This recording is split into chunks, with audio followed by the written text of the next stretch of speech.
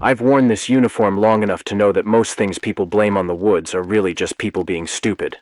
You worked the Appalachians as a ranger for more than a decade. You see every possible way a human being can get themselves hurt out here. Guys who think flip-flops are hiking gear. Influencers who leave the trail for a better photo and vanish into a rhododendron thicket. Drunk campers starting fires where they shouldn't, then acting shocked when the wind changes. 90% of my job is education and paperwork. The other 10% is what this is about. My name isn't important. If you hike in this section of the range regularly, you've probably seen me without knowing it. I'm one of the people who check your permits, who remind you about bear canisters, who tell you not to leave food in your tent unless you want to wake up with something large breathing on you. I love these mountains.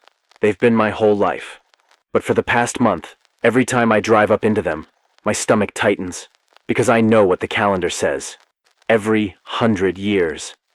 That's the phrase written at the top of a beige folder in the bottom drawer of my desk. No standard file number. No official header. Just 4 words in dark, careful handwriting. Every 100 years. The first week I started at this station, before I got used to the rhythm of tourists and trail reports, the old chief slid that folder across his desk and told me to read it. He didn't stay in the room. "I'll give you some time," he said, like he was leaving me alone with a confession. "When you're done, lock it back up and don't talk about it outside this office." I thought it was going to be some internal investigation. Old misconduct, maybe.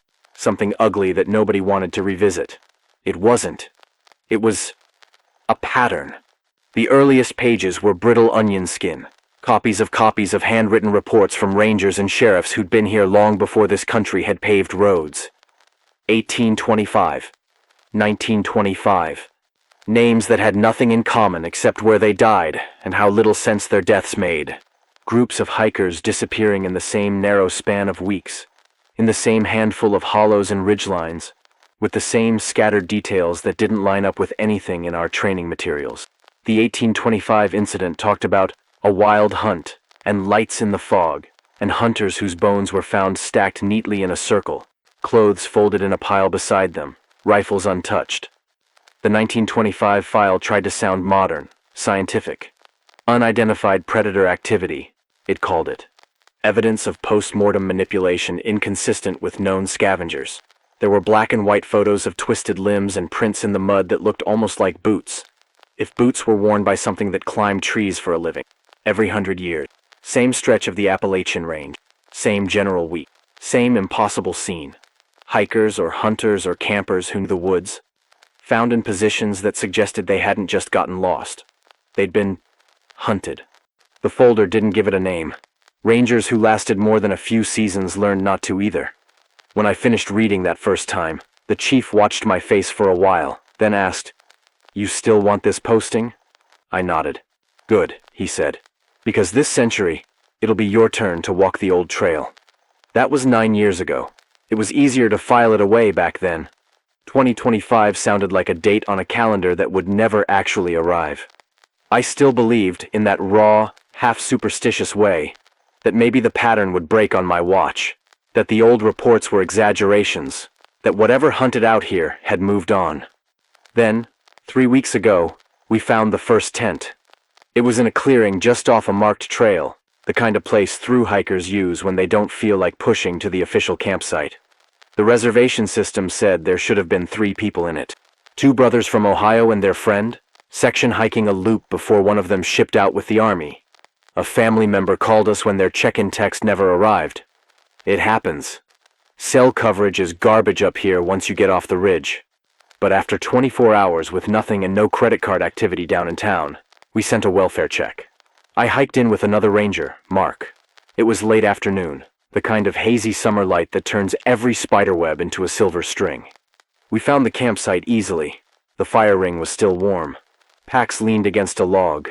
3 enamel mugs sat in a row on a flat rock, each with a line of coffee dried brown at the bottom. The tent was empty. "Maybe they just pushed on and didn't update," Mark said. "Leaving all their gear?" I asked. He didn't answer. We did a standard search pattern, called their names until our voices went thin. Blew whistles. Checked the nearby switchbacks, the water source, the places some genius might decide to free climb. Nothing. No footprints that didn't belong to deer or us. No sign of struggle. No bear scat. No shredded packs. No blood. Just silence. A heavy, watchful silence that I recognized from a handful of nights I'd prefer not to think about. We logged them as missing, notified the county, lit up the SAR protocols. 2 days later, a volunteer found one of the brothers, or what was left of him. He was 20 yards off the trail, high up in the branches of a poplar, as if something had picked him up and hung him there. No rope, no broken branches on the way up. No way for him to have climbed there on his own, not in the boots we eventually found neatly placed at the base of the tree. His bones shouldn't have bent the way they were bent. I'm not going to describe it further. You can fill in the blanks from whatever horror movie you like, and you still won't get it quite right. There were no claw marks, no bite wounds. Whatever had done it had been precise, deliberate, like a butcher with too much time. The other two? We haven't found them. Not yet. On paper, that case is still open. Officially, it's a tragic, unexplained incident. Unofficially, everyone who's seen the photos knows what cabinet the report will eventually end up in. Every 100 years. The date on the first 1825 report was June 12th.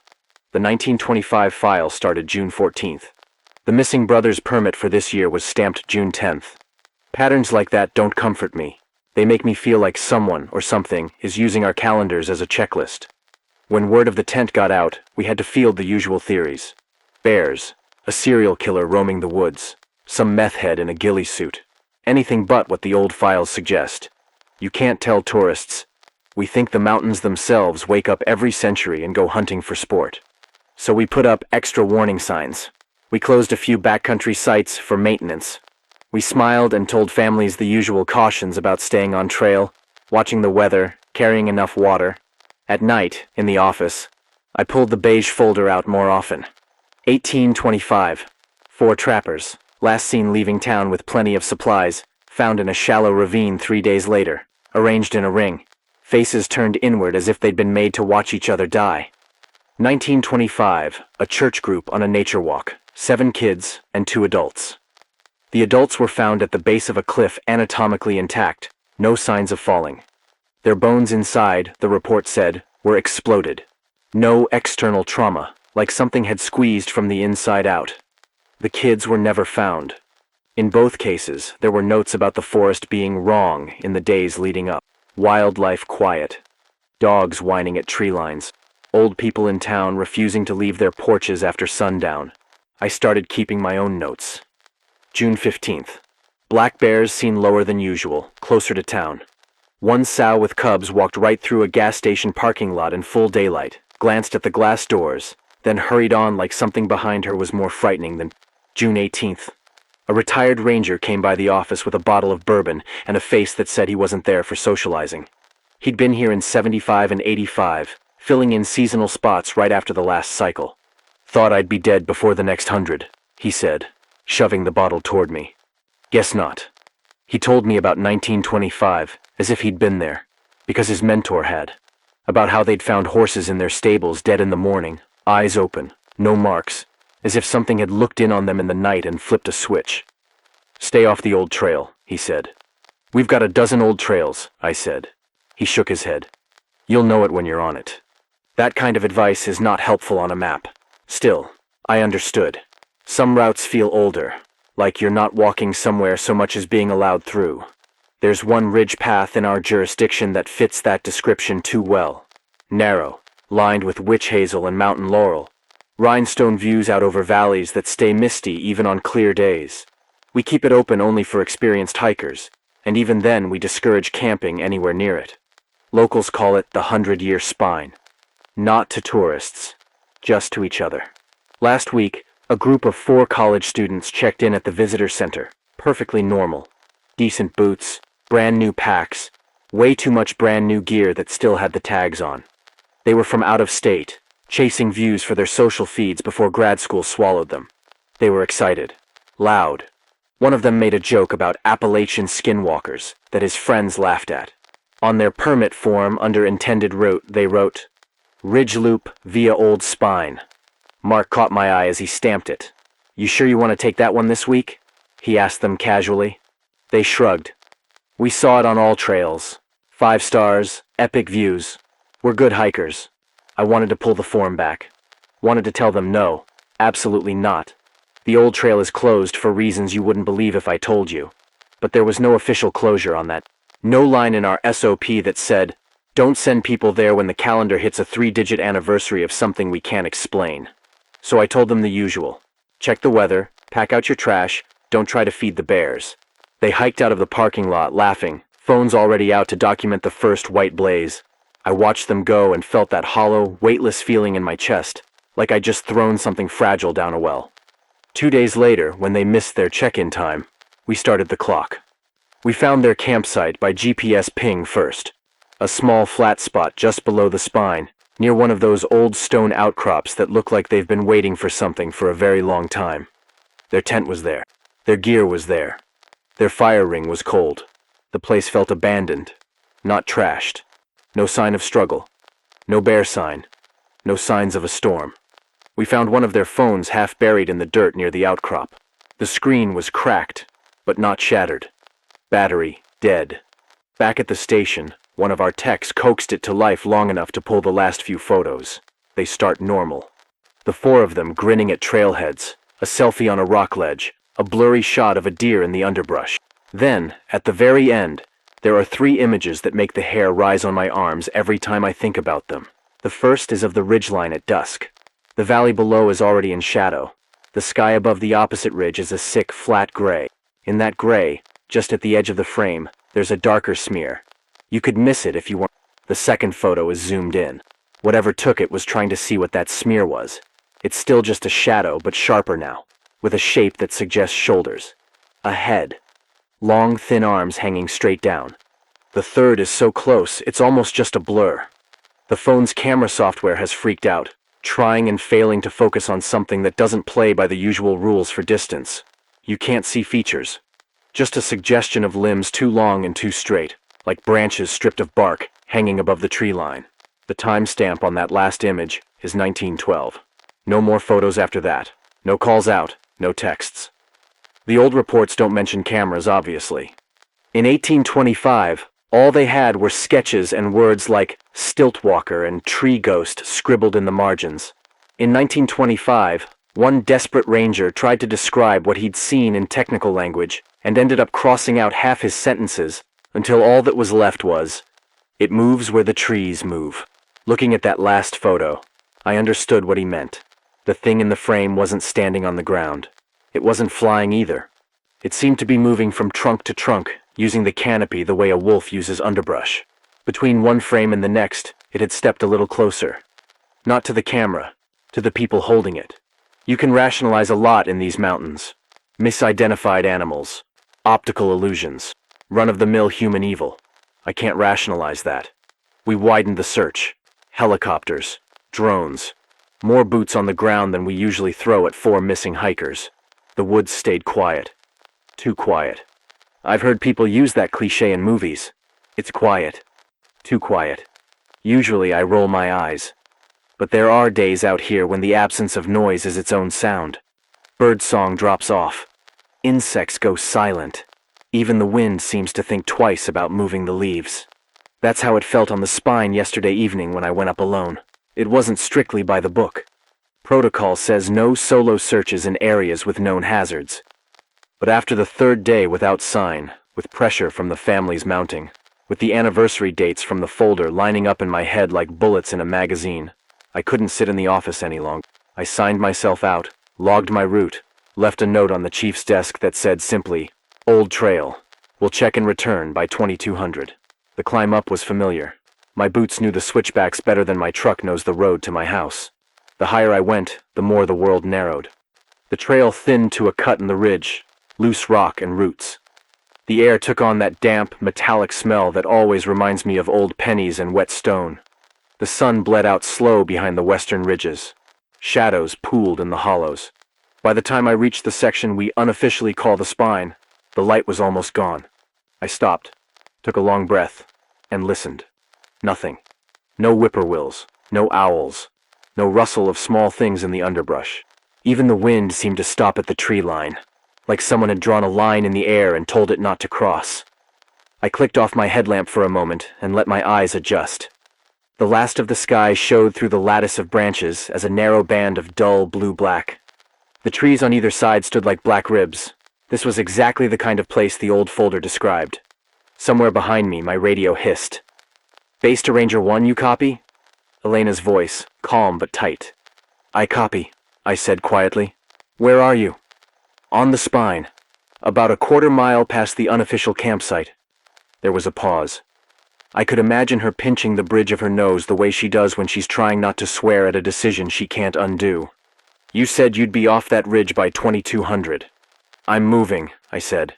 "Just needed to check one thing." "What thing?" I hesitated, then decided lying to my own dispatcher on a night like this was a bad idea. The place where the last campsite pinged, and the stone outcrop above it. Another pause.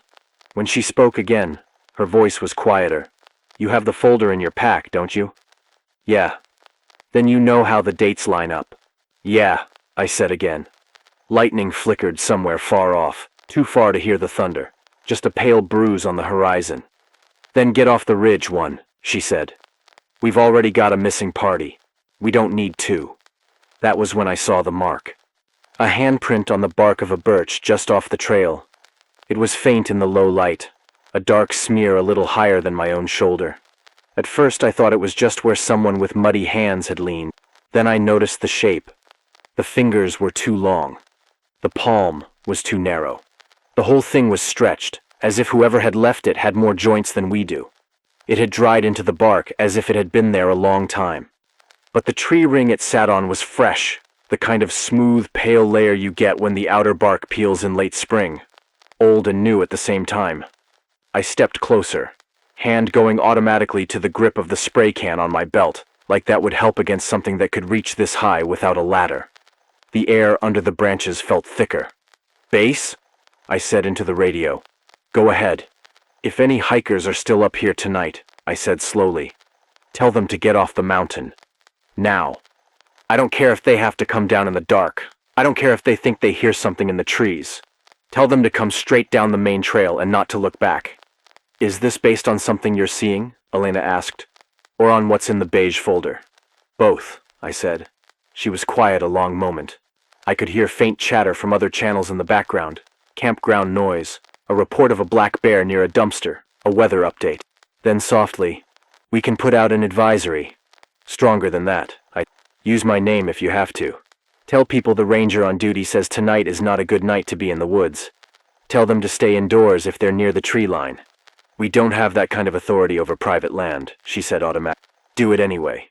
She exhaled, a sound halfway between a sigh and a curse. "Copy. I'll call the county and see if they'll put out a robocall. But you need to start heading down one. The sky radar's picking up something west. Could be a storm, could be something else. Either way, you don't want to be the tallest thing on a ridge." "Roger that," I said. I stood there a moment longer, looking at the too long handprint and the narrow strip of sky above it, trying to shake the feeling that I was being watched from higher up, from a place the branches hid. I didn't see anything. That doesn't mean nothing was there. On my way down, past the campsite where the 4 college kids had laughed their way into the woods, past the spot where we'd found the empty tent from the Ohio brothers, past the old stones that my grandmother used to point at from the road and mutter prayers under her breath, the woods stayed silent. It felt less like a forest going to sleep, and more like an audience holding its breath. When I got back to the truck, the sky over the ridge behind me was dark enough that the first stars were showing. I forced myself not to look directly at them. Back at the station, the beige folder sat on my desk, like it had grown heavier while I was gone. I flipped it open to the last page, where someone, probably the chief before me, had scribbled a note in the margin. "Next cycle, 2025. Warn the ones who will listen." It didn't say anything about how to make people believe you when you tell them the calendar matters more than the forecast. It didn't say what to do if whatever hunts up there decides it's tired of staying in the tree line. Tonight, I'm off duty. That's what the schedule says. I'm supposed to go home, heat up something frozen, maybe have a beer, pretend to sleep while the summer air comes in through my screen door. Instead, I'm sitting at my kitchen table with the radio on low, listening to weather reports and static, writing this down and checking the clock. Because if the pattern holds, if a century means anything to whatever moves between the trunks on that ridge, then tonight is the night it starts hunting in earnest. If you're reading this and you're anywhere near these mountains, if you live in one of the little towns strung along the valley like beads, if you rented a cabin because the photos looked quaint, if you pitched a tent in your backyard for fun, do me a favor. Stay indoors tonight. Close your blinds. Don't go out just to listen. Don't go up to the overlook just for one photo. You don't want to be on the old trail when something that only wakes up every 100 years finally opens its eyes. I didn't make it home. On my way down from the spine, Elena called back with a voice that told me I wasn't going to sit on any couch tonight. The county agreed to a robocall. The message was stripped of the weird parts. No mention of every 100 years. But it said enough. Stay indoors, avoid the ridge, no night hiking, no exceptions. The sheriff's office also pinged the trailhead lot cameras with a push. Anyone parked above mile marker 12 was urged to leave immediately. Most people listened. Most isn't all. 2 vehicles still up there, Elena said. Late arrivals. Plate reads out of state on one, college rental. The other's a local pickup. Names: rental, Collins. Local, Harper. The Collins group, I guessed, were here for views and adrenaline. The Harpers were the kind who thought warning signs were for other people. How long? Lot entry for Collins at 1840. Harper at 1918. No exit. I checked my watch. 20:51. The last of the light was gone. The ridge behind me looked like the spine of something turned in sleep. I'm going back up, I said. Negative, Elena said immediately. We're sending a 2-person team in the morning. You go solo in the dark against an unknown, and I'm writing your report to a headstone. They won't have a morning, I said. Not if the folder's right. Silence. A muttered curse. Paper rustled, keys clicked. You have 20 minutes, she said. Then I start hailing you every 5. If you miss 2 checks, I call it and drag everyone out of bed. Copy. And 1? Yeah? If you see it, don't try to win. Just get our people back. I knew that. I didn't need it said. I needed it said anyway. I shouldered my pack and climbed. The dark up there isn't city dark. It's not street lights are off dark. It's a deep, close thing that presses back when your headlamp pushes into it. The beam made a tunnel of visibility. Outside it, the forest existed as a pressure more than a picture. The old trail doesn't want you rushing. Roots grab at your ankles. Rocks slide under your boot soles. Every footfall sounds like a gunshot in the hush. At 21:06, Elena checked me. I answered. Moving. At 21:11, my headlamp caught color on a trunk. Not the too long handprint. Something newer. A jacket. Bright yellow nylon, snagged on a broken branch at shoulder height. I recognized the brand from the visitor center racks. I ran the beam down and found a matching hat in the leaves with a college logo. Collins, I breathed. A little further on, a scuff in the dirt. A knee print. The drag of a shoe with a different tread pattern. Work boot lug. Harper. People panic and they run. I've followed those panicked lines for years and brought idiots back from cliffs they didn't know they were on. But the ground here didn't look like running. It looked like something had stepped into their panic and reorganized. Footprints overlapped too neatly. The drag marks had pauses like someone dangling and swinging. At 21:17, I found the first phone. It lay in the duff, half hidden, screen spider-webbed. The screen flashed on when I touched it. Low battery, 1%. And for a fraction of a second, the lock screen camera popped, as if it tried to read a face inches from it in the dark, and got confused because the face wasn't human. I killed the power. The photo on a dead phone doesn't help anyone still breathing. At 21:20, Elena. Status? Fresh sign, I said softly. Clothing, scuffs, a phone.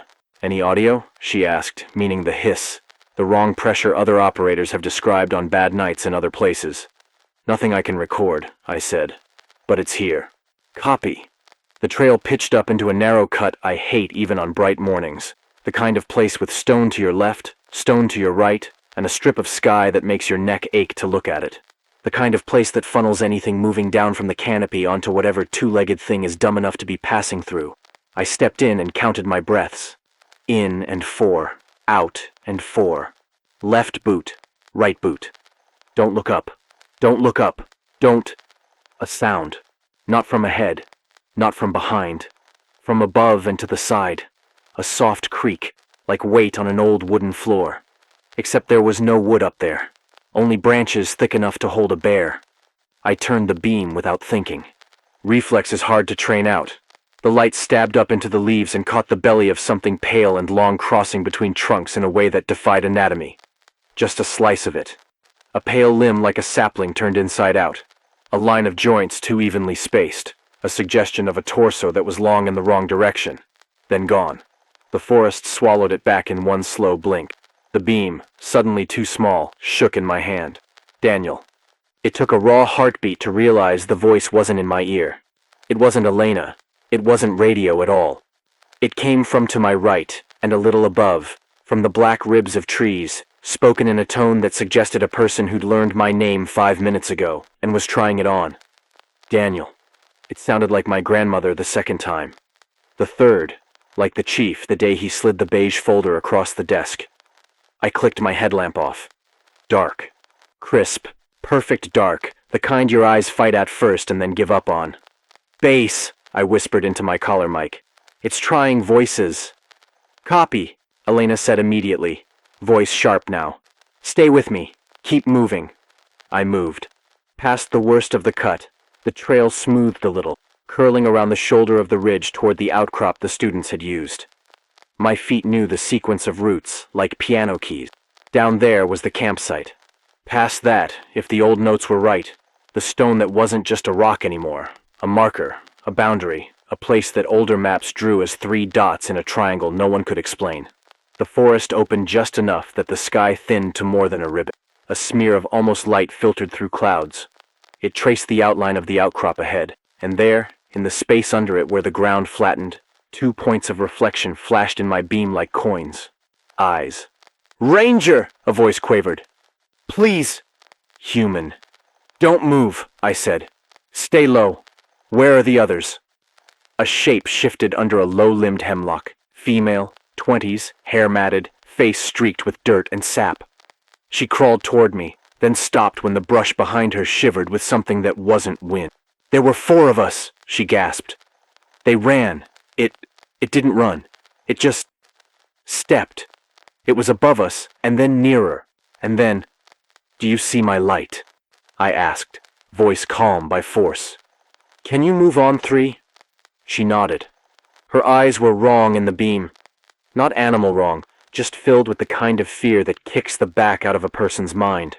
Behind her, deeper under the hemlock, something ever so slightly lighter than the dark moved. Not an outline, a suggestion of verticality. 1, I said. 2, 3. She came up fast and straight into me. I grabbed her jacket with my left hand, turned my right shoulder to the brush, and we moved. Not a run. Running gets you killed on loose rock in the dark. A fast, low shuffle, weight forward, feet feeling, not slapping. Something slid through the trees to our left, parallel. I didn't look. My peripheral vision caught pale and long and too smooth. Base, I said, breath control tight. One with me. Female, conscious, moving down. Yes, Elena snapped. Good. Keep 2 points of contact, don't... The radio shrieked with static. Not a burst, a wall. It wasn't our system. It was the air. The girl flinched, hands going to her ears. I yanked her and kept moving, counting roots with my soles. Don't look up, I said. Don't. Whatever you do, look up. I won't, she said. She was crying without sound. The trail pinched again at a spot where a fallen oak lay across it like a gate. I took her by the shoulder and shoved her over first, then rolled after. My pack caught on a branch for a second that felt like a year. Something thumped softly on the trunk above us. Not heavy. Just suggestion of weight heavy. The way a cat landing on a table sounds, not like a bear landing on a car hood. The girl choked. I put a hand on her head and pressed her down behind the fallen oak. We held the earth like it could hide us. The thump moved. Not away, along. I pictured the limb above us, long and straight, the 2 regular joints adjusting as it... No. No pictures. Pictures are openings. Base, I breathed. Not sure if the mic was carrying anything but the hiss. We're pinned under a blowdown 30 yards past the outcrop. One above. No reply. just the live wire hiss of something rubbing its fingers along our frequency. The girl's breath hitched. She was looking at me, not up. Good. She had that look you get just before panic chooses fight or freeze. "What's your name?" I asked. "Kayla," she whispered. "Okay, Kayla. You did the hardest thing already. You stayed low. We're going to slide along the log until the trail widens. Then we're going to get up together and we are not going to run. Ready?" She nodded, a jerky little motion. We slid. Bark tore my jacket. My knee found a rock with enough enthusiasm to make me see white. Above us, dust sifted down as whatever was there adjusted its weight. The bark creaked softly. 15 feet. 10. 5. The trail opened into a bend just enough that if we stood fast and moved, we could be under thicker canopy in 2 steps. The kind that broke in its sightline. "Up," I said. And we were up, and we moved. And I didn't look, and Kayla didn't look. And for 3 steps the forest did that trick where it pretends to just be trees again. Then the thing decided to be impatient. It didn't drop. It didn't lunge. It simply appeared 1 tree farther than it had been, an impossible change in parallax that made my inner ear lurch. The beam caught the line of a shin above eye level, pale as bone, slick as if bark had grown inside out. Kayla's breath whined through her teeth. My hand found her jacket and yanked, harder than guidance, more like force. We spilled around a rock and into a shallow dip where the trail crossed a little dry runoff channel. Metal glinted in the beam to the right. A trail marker post. Praise whoever ordered aluminum. "See that?" I hissed. "Aluminum post. You put your hand on it and you walk. Don't stop for me. Don't stop for anything that sounds like your friends." She blinked once, hard, and nodded. We went. Branches whispered above like polite applause. The long, pale limbs stayed flickering at the edge of my vision. Not chasing. Pacing. I understood then what the old note meant. It doesn't run. It steps. The forest changed around us then in the way it does when you leave the places it owns most and re-enter the places it merely tolerates us. The silence loosened. Somewhere distant and brave, a katydid remembered its song. My radio coughed and cleared. "1?" Elena's voice blazed back, ragged with held breath. "1, status. 2 on foot," I said. "Descending. The rest of the group?" "Hold." Keys, voices in the background. "We have 1 more phone pinged briefly at 2103 100 yards east of your last. No movement since, no visual. Harper? Local pickup." Someone up ahead on the trail groaned. A shape hunched on the edge of the path, head down. "Don't look up," I said automatically, even as I realized the advice made no sense to someone around a bend who couldn't possibly be looking at the canopy I was seeing. "Help," the shape said. A man's voice, deep, local. The beam slid over him. Work jacket, ball cap, mud to the knees. His hands were clamped over his blood rimmed his nostrils like he'd had a bad nosebleed that dried and restarted. "Harper?" He flinched and nodded, eyes lacquered with shock. "It called my name," he said too loudly, like he couldn't calibrate his volume. "Sounded like my old man. He's been dead since '09. It knew his voice." "Can you walk?" "Yeah." He tried to stand and wavered. I grabbed his elbow, passed Kayla to my other hand, and put them both in front of me on the path like beads on a string. "Walk," I said. "Step. Step. Don't look up." Behind us, the branches shifted twice. Not faster. Closer. The air pressure changed the way it does before a thunderhead. I've aimed a sidearm at bears 3 times in my career and at people twice. I've never shot anything in these mountains, and felt like that meant I'd won. The gun on my hip felt like jewelry now, something symbolic, fancy, and useless. At 2142, the forest breathed again. Not much. Just enough that the trail stopped feeling like a throat. The hiss on the radio dropped from a wall to a lace curtain. "We're out of the pinch," I said. "Half-mile to the spur. Send a unit up from the lot. 2 walkable. Copy. A beat. Any sign of the others from Collins?" Kayla swallowed. "We split. When it came down the first time, it didn't come down, you know? It just picked a closer tree. Dylan ran back toward the stone. Mara went off trail." "Never go off trail," Harper muttered automatically, then flinched at his own volume. Kayla's mouth trembled. I stayed. I just got small. It didn't look at me. She couldn't finish. Good. Finishing meant reliving. Reliving meant the kind of panic that throws you to the ground. We'll send another team for the others, I said. It was the right sentence, the one that keeps feet moving. It was also a promise I didn't know if I could keep tonight. The forest to our left deepened into a gully I knew held a stream in spring and a dry bed now. The old notes, love gullies. Things go missing in them like coins between couch cushions. The beam caught metal again. A flattened beer can winked from a stump, old and bleached. Good. Trash meant proximity to people. People meant we were closer. At 2156, Elena. Eyes up, no, sorry. Metaphor, not literal. Unit on its way up the spur, 2 minutes out. Don't do that again, I said. It came out sharper than I meant. My throat ached like I'd been screaming. Noted, she said dryly. Do you have any idea how many don't look up jokes I've choked back since... Her voice hiccuped into static for a heartbeat. Not the wall. A hand pressed against mesh, then clear again. Since the robocall? We're almost there, I said. Harper stuttered, stumbled, caught himself. I'm okay, he said to no one. Don't touch me. He sounded like he'd been taught to sound tough and couldn't find the performance under the feet. We made the spur junction. 2 sets of boot prints cut it fresh, skidding on the slide. Good. My unit's treads. We moved toward their light. For 5 breaths, I let my shoulders drop. Stupid. Never do that until the truck doors closed. The forest punished me. Something shifted above and behind. Not weight, but attention. And the hair prickled along my forearms. The beam fuzzed with interference even though my batteries were fine. The radio whined. The long, pale suggestion that had been pacing us stepped 1 tree ahead of our next step. It didn't block the path. It didn't reach.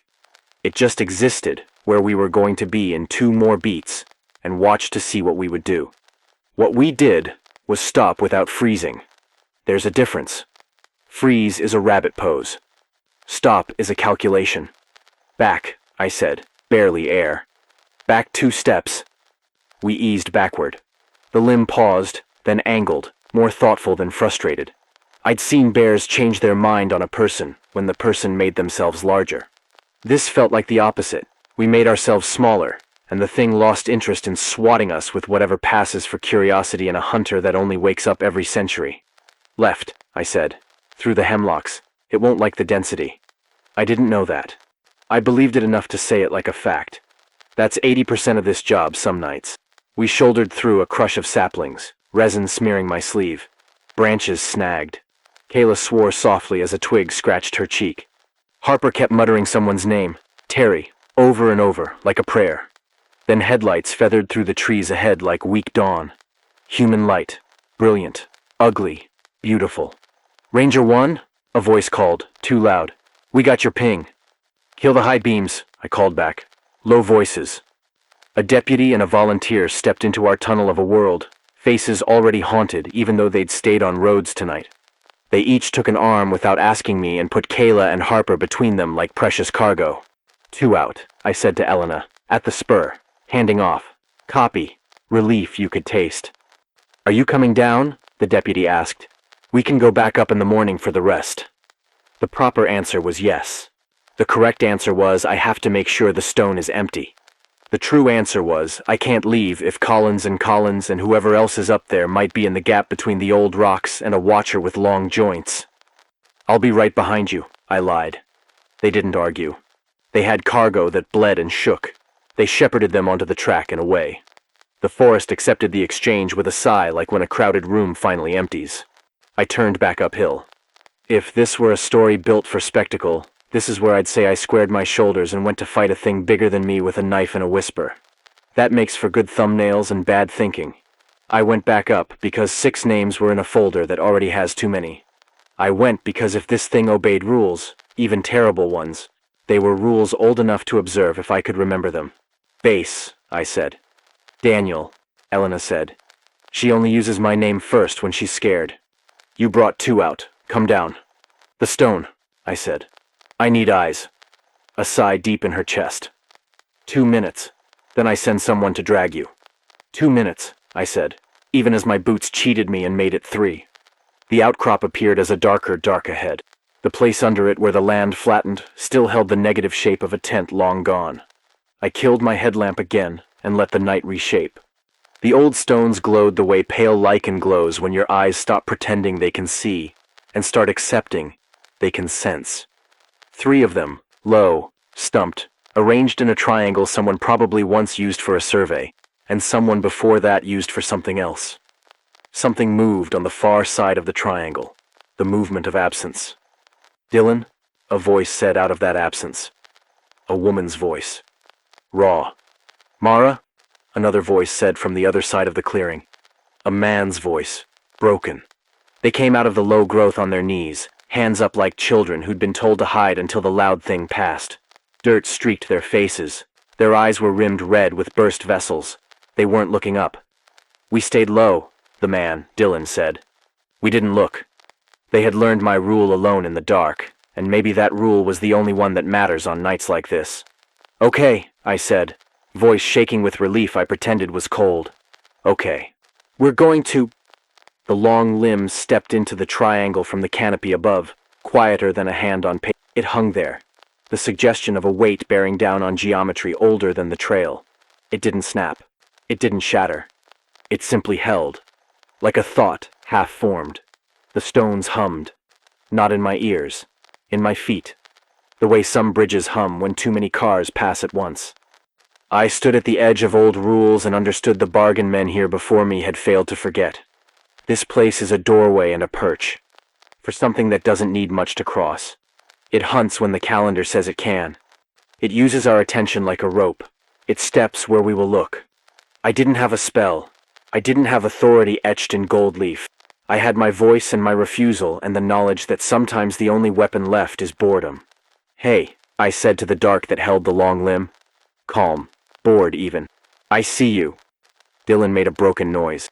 Mara grabbed my sleeve with fingers that shook. "I see you," I said again, because sometimes naming a thing is a way to rob it of its favorite trick. "You've had your look. I'm closing my eyes now. So are they. We're leaving this spot, and you're not coming down because you don't crawl. You step. We're stepping away." I closed my eyes. That's the worst thing I've ever done in these woods. Not because it was stupid, because it was the right move and every part of me screamed it was wrong. The hum through my boots rose, a reverb I felt in my molars. The air pressed on my eyelids like thumbs. "Stand," I said, eyes still closed. "Take my sleeve, both of you." Hands latched on. I turned us a needle width at a time, the way you turn with fragile glass in your hand, away from the stones and the limb and the cold underthought that wanted us to tilt our heads back and give it all our attention in one sweet swallow. We stepped. 1, 2, 3.